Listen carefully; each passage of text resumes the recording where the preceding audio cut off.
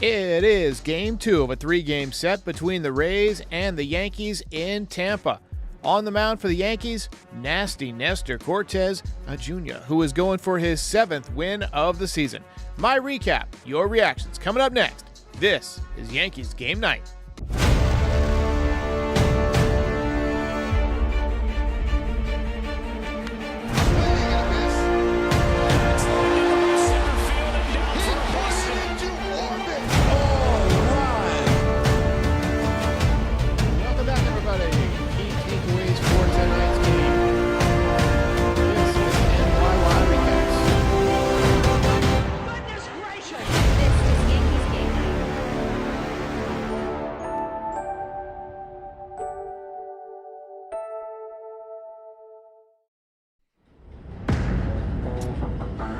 Yikes.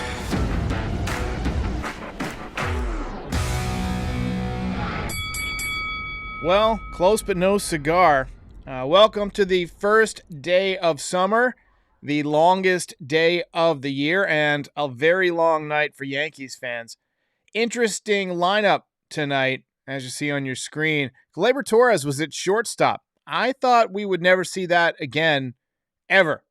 After last season he was so bad at shortstop, they put him at short a couple of times late in games this year, and they finally go back to it today, and we actually made a pretty nice play over there. Aaron Judge was out of the lineup, very much in need of a day off, didn't get it. Resting up for his arbitration hearing tomorrow. I hope the Yankees just throw this case. You don't want to ruin that relationship. So while I don't think this was a punt game, because you always try and win, it definitely wasn't your A lineup, and it was a game that, you're okay with kind of taking the L and losing the battle to win the war. Yankees left 2 men on base in the first inning, off to an inauspicious start. Bottom 1, back-to-back solo home runs against Nestor Cortez made it 2-0. Top 2, Higashioka singled, and then Marwin Gonzalez ripped a ground rule double to put runners on first and second for Joey Gallo, but he struck out looking. Luckily, DJ LeMahieu was there to pick him up, base it up the middle. That tied the game at 2. Bottom 3, Isaac, how do you say it? Isaac Paredes smoked his second home run of the game to make it 3-2 Rays. He had Nestor's number tonight.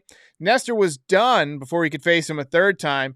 After 4 1/3 innings, just 63 pitches, off night for him. Clark Schmidt came in after Cortez and immediately served up the third home run of the game to Paredes.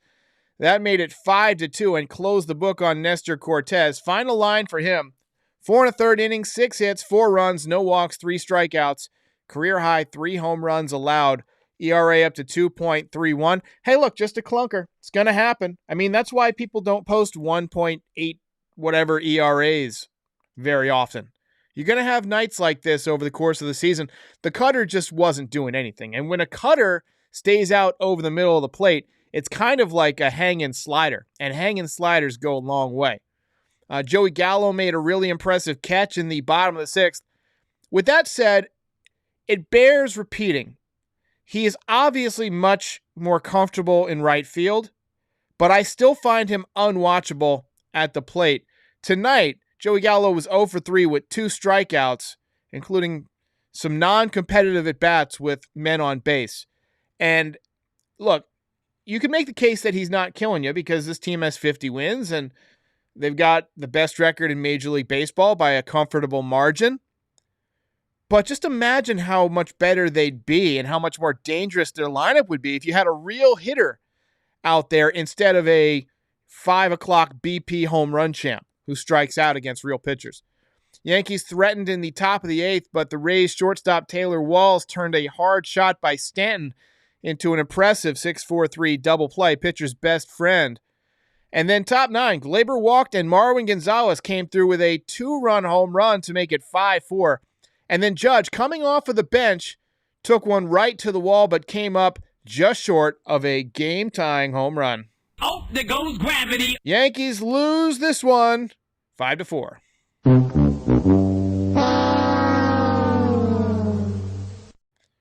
Randy Knowles, second person I've seen tonight that says send Nestor to the pen.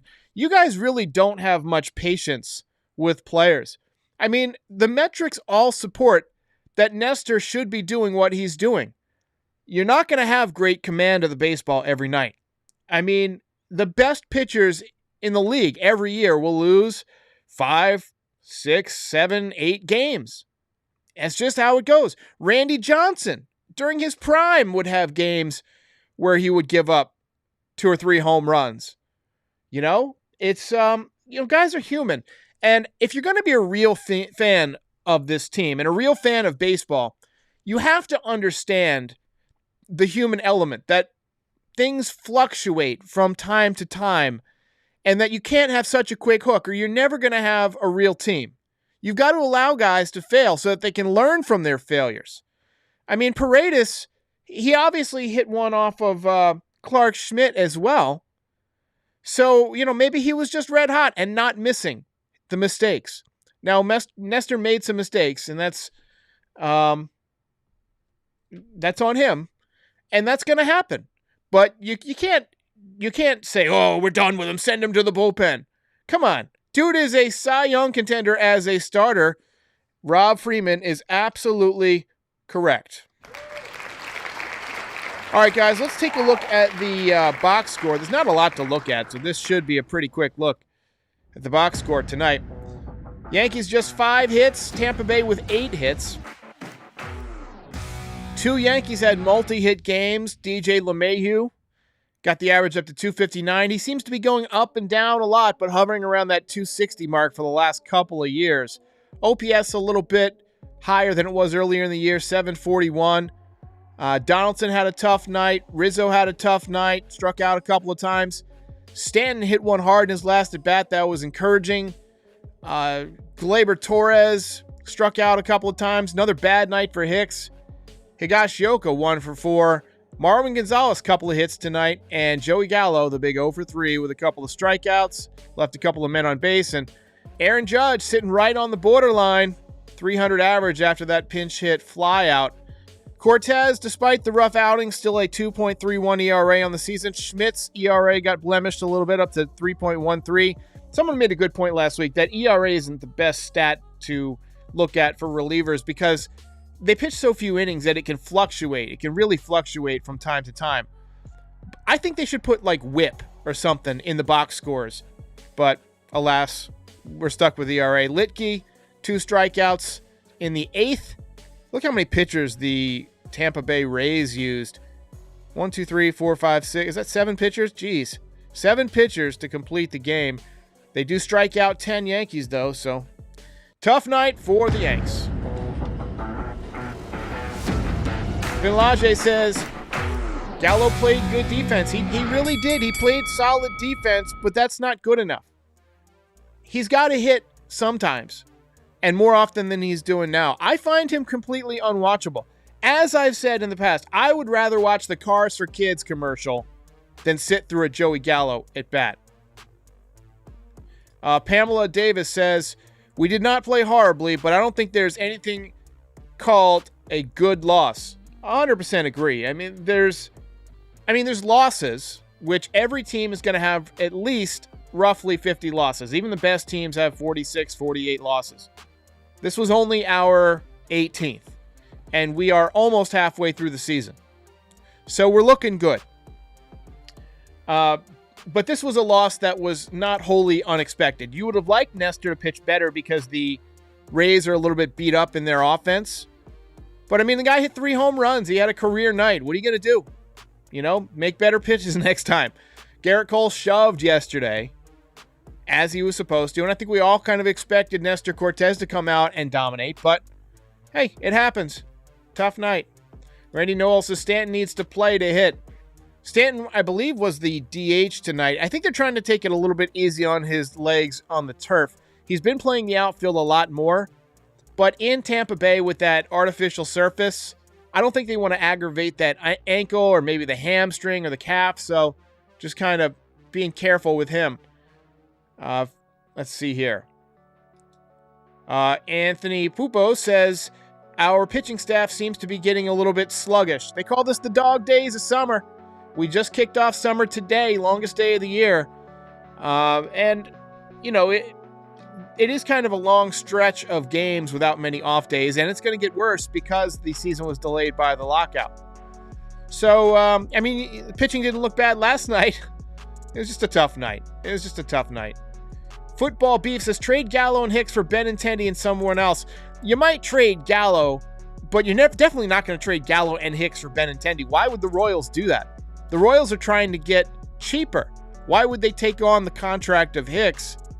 And they definitely have nothing to do with Gallo. Although Kansas City might be a decent place for him to play with, some anonymity.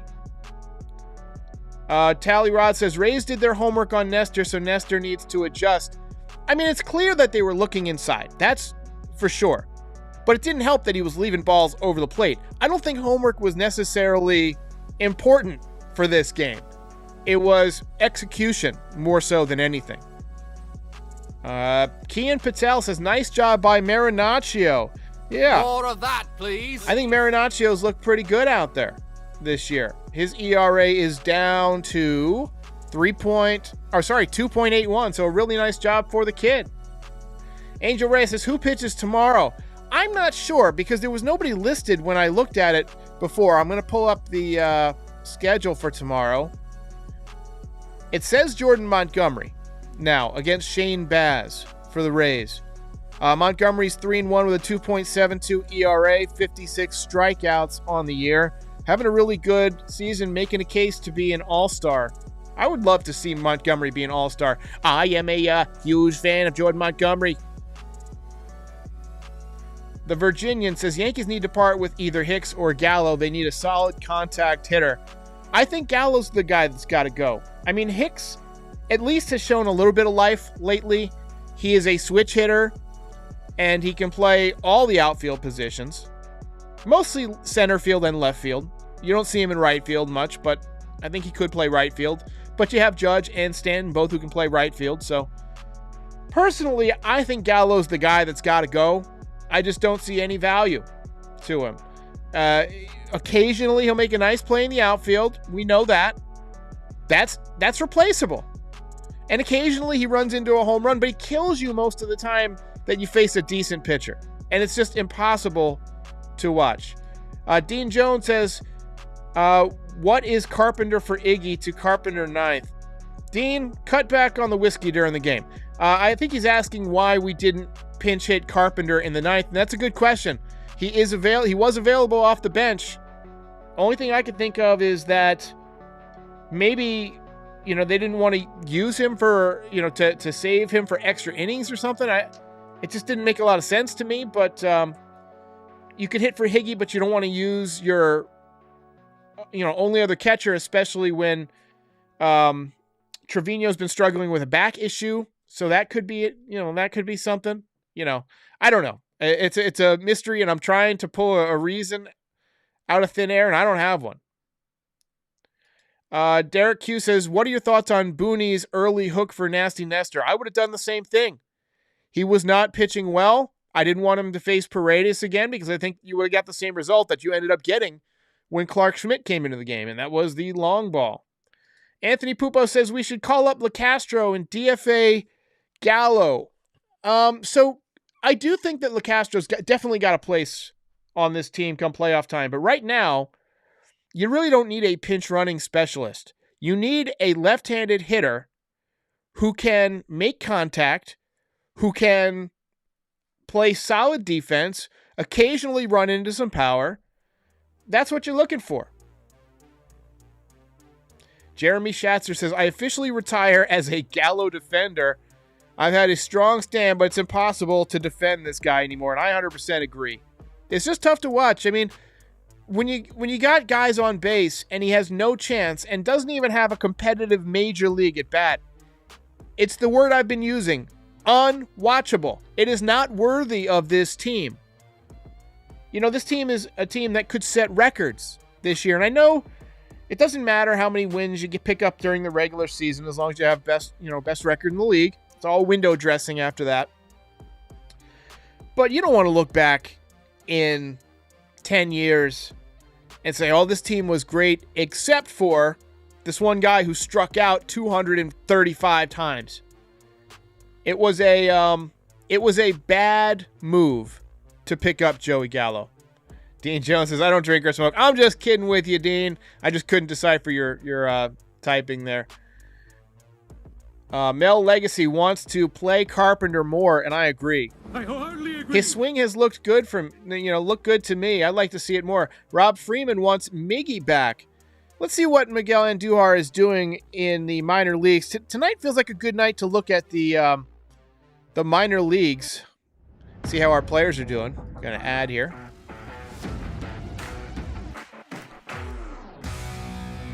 Go ahead and post in the chat which minor league players you want me to look up, and I'll be happy to do it. We're going to start with Miguel Andujar, who is hitting .294 at AAA.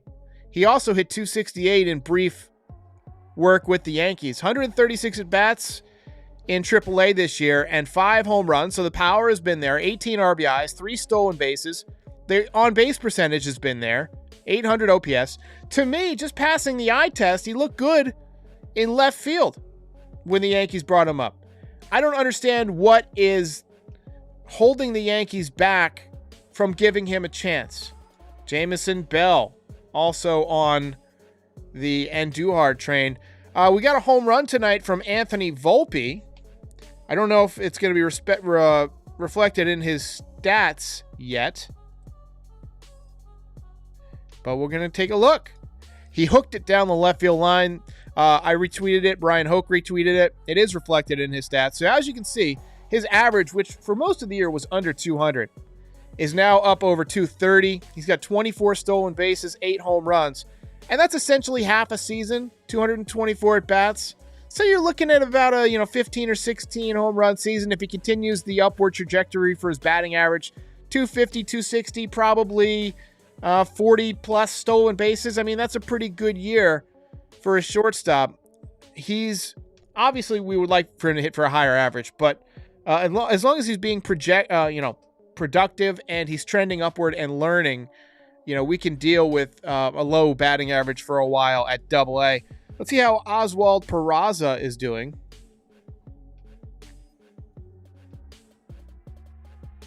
Oswald Peraza hitting .222, 7 home runs, 15 ribbies on the year, still doesn't have 200 at bats. You like to see him putting up better on base percentage numbers, just .289.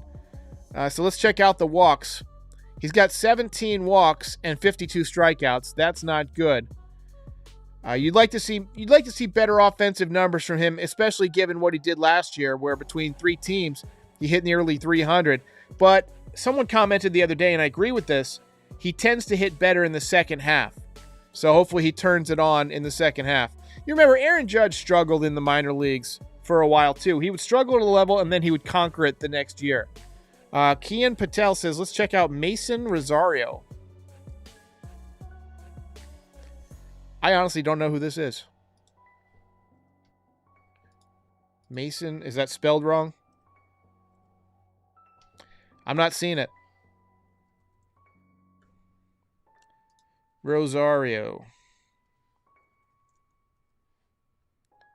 There's a lot of Rosarios. Let's go down to Mason. I don't see it. I don't see him. He's not on here. Jason Rosario.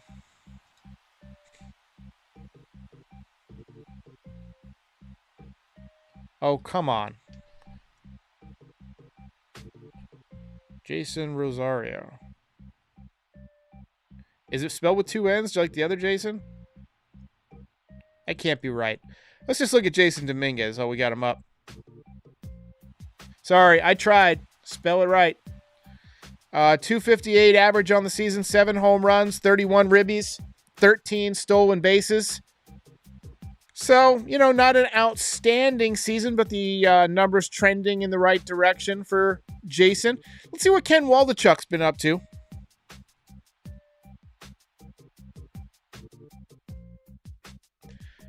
Oh, come on. I can't type with my cruddy hands. That's my Waterloo is my carpal tunnel, never ending. So he picked up an L in his last outing. I remember he was 5-1 with a 1.44 ERA at one point, but he's now 5-2 with a 2.01 ERA. So, hey, look, some bright things on the horizon, but a tough night for the Yankees and their fans. Unfortunately, we drop another one. 2 out of 3. Be back tomorrow as the Yankees try and take the series. I'll see you next time.